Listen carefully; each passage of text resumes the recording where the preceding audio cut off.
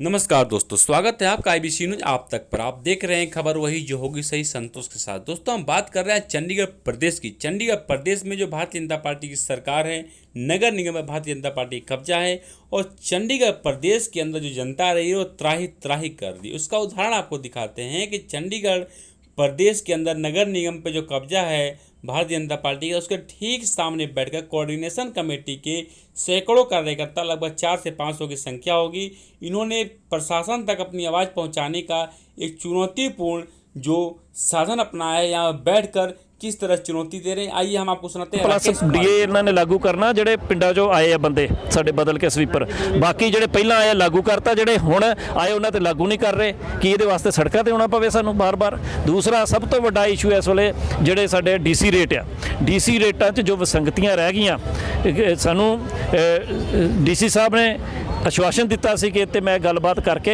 ਜਿਹੜੇ ਜਿਹੜੇ ਗ੍ਰੇਡ पे रह गए कैटागरियां ਦੇ ਉਹਨਾਂ ਦੇ ਰਿਵਾਈਜ਼ ਕਰੂੰਗਾ ਜਦੋਂ ਆ ਗਏ। ਉਹਦੇ ਵਿੱਚ ਡੀਸੀ ਸਾਹਿਬ ਦੀ ਜਿਹੜੀ ਡੀਸੀ ਆਫਿਸ ਦੇ ਸਬੰਧ 'ਚ ਜਿਹੜੀ ਗਲਤੀ ਉਹ ਤੇ ਹੈ ਹੀ ਆ, ਪਰ ਸਭ ਤੋਂ ਵੱਡਾ ਜਿਹੜਾ ਜ਼ੁਲਮ ਕਰ ਰਹੇ ਆ ਸਾਡੇ ਅਧਿਕਾਰੀ ਐਚਓਡੀ ਸਾਰੇ ਡਿਪਾਰਟਮੈਂਟਾਂ ਦੇ, ਜਿਨ੍ਹਾਂ ਨੇ ਹਜੇ ਤੱਕ ਗ੍ਰੇਡ पे ਹੀ ਨਹੀਂ ਉਹਨਾਂ ਨੂੰ ਕੋਲ ਭੇਜਿਆ। ਇਸ ਕਰਕੇ ਆਪਾਂ ਅੱਜ ਪ੍ਰਸ਼ਾਸਨ ਨੂੰ ਸਿਰਫ ਇੰਨੀ ਬੇਨਤੀ ਕਰਨਾ ਹੈ, ਆਪਣੇ ਕਾਨੂੰਨ ਲਾਗੂ ਕਰ ਦਿਓ, ਨਹੀਂ ਤੇ ਆਪਾਂ 3 ਸਤੰਬਰ ਨੂੰ ਸਾਡੀ ਲੀਡਰਸ਼ਿਪ ਦੀ ਮੀਟਿੰਗ ਹੋ ਰਹੀ ਆ, 17 ਤਰੀਕ ਨੂੰ ਕਨਵੈਨਸ਼ਨ ਆਪਾਂ ਕਰ ਰਹੇ ਆ, ਜਿਹਦੇ 'ਚ ਸਖਤ ਫੈਸਲੇ ਲਏ ਜਾਣਗੇ, ਜਿਹਦੀ ਪੂਰੀ ਦੀ ਪੂਰੀ ਜ਼ਿੰਮੇਵਾਰੀ ਜਿਹੜੀ ਚੰਡੀਗढ़ प्रशासन की होगी। तो ये थे कोऑर्डिनेशन कमेटी के लीडर राकेश कुमार जी। अपने विचार इन्होंने रखे, उन्होंने खुली चुनौती दी है प्रशासन को कि 3 सितंबर को अपने अधिकारियों के साथ ये मीटिंग करेंगे और उसी मीटिंग में निर्णय लिया जाएगा। प्रशासन अगर हमारी बातें नहीं सुनता है 17 तारीख तक धरना प्रदर्शन कर दिया जाएगा। अगर प्रशासन को मजबूर कर दिया जाएगा कि प्रशासन हमारी बातों को माने, क्योंकि ये 4 से 5 साल से लगभग ये लोग आवाज़ उठाई जा रहे हैं, लेकिन इनकी आवाज़ प्रशासन तक नहीं पहुंच पा रही है और न ही प्रशासन इनकी मांगें पूरी करने के लिए तैयार है। तो आइए हम सुनते हैं घनश्याम जी वरिष्ठ लीडर हैं, क्या कमी रह रही है इनके प्रदर्शन में कि सरकार इनकी आवाज़ नहीं सुन पा रही है। देखो, ये कमी तो कोई नहीं है जी, हम लोग लड़ रहे हैं। हम चाहते हैं स्मूथली तरीके से सरकार हमारी डिमांड मांग ले। सफाई कर्मचारियों की इतनी समस्या है चंडीगढ़ में, एक तो कम है सफाई कर्मचारी। अभी हमारे परमानेंट एम्प्लॉय 498 है, 300 हमारे डेली वेज के साथी हैं, 1200 कॉन्ट्रैक्ट के साथी हैं, मगर सरकार के पैरामीटर के हिसाब से ही करीबन 2000 एम्प्लॉयज़ की आज जरूरत है, मगर सरकार मानने को तैयार नहीं है। सरकार से मांग कर रहे हैं बार बार भी, 1 साल के अंदर 250 लोग रिटायर हुए हैं, जो रिटायर हुए और डेथ हुई है उनकी आज तक इन्होंने कोई भरपाई नहीं की। तो जैसा कि आप लोगों ने सुना कि घनश्याम जी ने पूरा आंकड़ा बताया कि कारपोरेशन का, चंडीगढ़ प्रशासन का, कि 2000 कर्मचारियों की जो रिक्वायरमेंट है सरकार के पैरामीटर के हिसाब से है और प्रशासन जो है इनको फुलफिल नहीं कर पा रहा है और 250 कर्मचारी जो हैं रिटायर हो गए और कुछ जो हैं कि डेथ हो गई कुछ की, लेकिन चंडीगढ़ प्रशासन इस पर कोई कार्रवाई नहीं कर रही है। इनके कई मुद्दे हैं, इन लोगों ने मुद्दे ये भी उठाए कि जो कर्मचारियों की डेथ हुई उनके परिवार को नौकरी दी जाए, लेकिन चंडीगढ़ प्रशासन जो है इनकी बातों को नहीं सुन रहा है, अनदेखा किया जा रहा है। इनका कहना तो ये भी है कि सुप्रीम कोर्ट के ऑर्डर तक आ गए हैं और लेकिन कार्रवाई जो है नहीं हो रही है। आइए हम सुनते हैं, सत्येंद्र सिंह जी भी एक जुझारू नेता बताए जाते हैं इसमें कोऑर्डिनेशन कमेटी में और जो कर्मचारियों के हक में लड़ते रहते हैं, तो इनसे सुनते हैं कि इनकी क्या मांग है, ये लोग किस तरह से प्रशासन को चुनौती देंगे और क्या विचार रखते हैं। ਇੱਥੇ ਦੇ ਚੰਡੀਗੜ੍ਹ ਦੇ ਅਧਿਕਾਰੀ ਹੈ ਉਹ ਵਰਕਰਾਂ ਦੀਆਂ ਮੰਗਾਂ ਲਈ ਸੰਜੀਦਗੀ ਨਹੀਂ ਰੱਖਦੇ, ਤੇ ਜੇ ਉਹ ਸੰਜੀਦਗੀ ਨਹੀਂ ਰੱਖਦੇ ਤਾਂ ਵਰਕਰ ਵੀ ਜਿਹੜੇ ਹੁਣ ਮਜਬੂਰ ਨੇ ਸੜਕਾਂ ਤੇ ਉਤਰਨ ਦੇ ਲਈ। ਜਦੋਂ ਤੱਕ ਵਰਕਰ ਸਾਡੇ ਸੜਕਾਂ ਤੇ ਨਹੀਂ ਉਤਰਨਗੇ ਸਾਡੀਆਂ ਮੰਗਾਂ ਦਾ ਸੋਲਵ ਨਹੀਂ ਹੋਣਾ।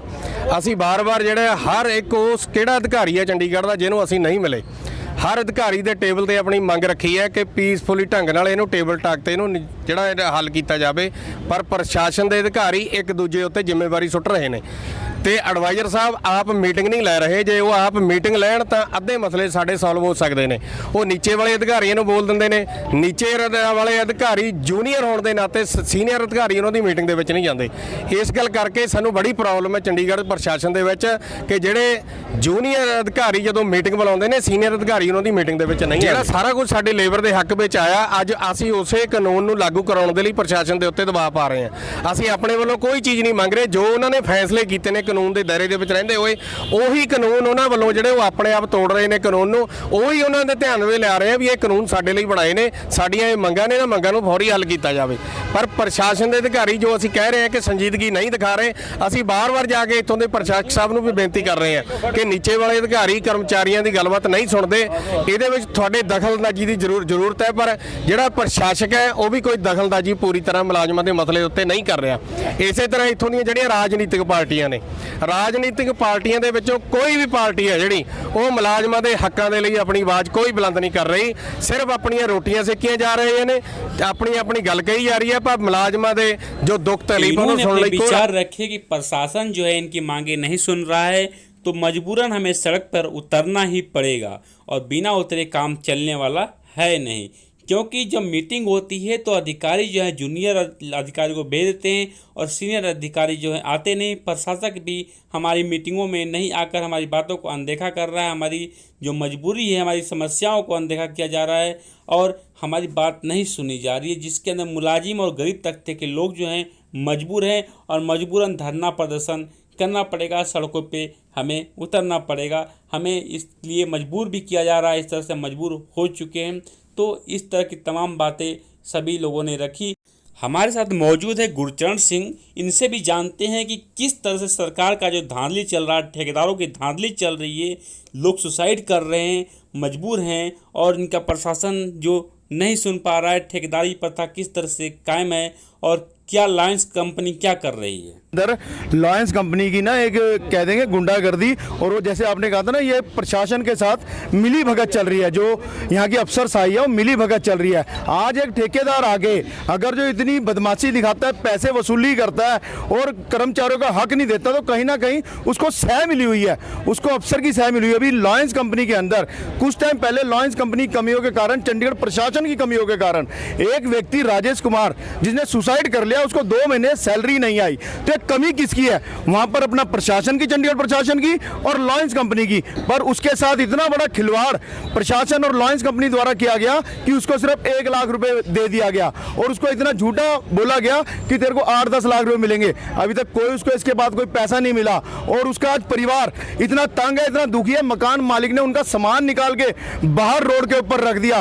पर प्रशासन की, सरकार की यहाँ आंखें नहीं खुल रही, बड़े बड़े वादे जरूर करते हैं। गुरचरण सिंह ने कहा कि कितनी लापरवाही की वजह से, लॉयंस कंपनी की लापरवाही, चंडीगढ़ प्रशासन की लापरवाही की वजह से एक युवक जो है सुसाइड कर लेता है। 2 महीने तक उसे तनख्वाह नहीं मिलती, वो सुसाइड कर लेता है और 1 लाख रुपए देकर सरकार की और ठेकेदार की मिली भगत के कारण 1 लाख रुपए देकर छुटकारा पा लिया जाता है।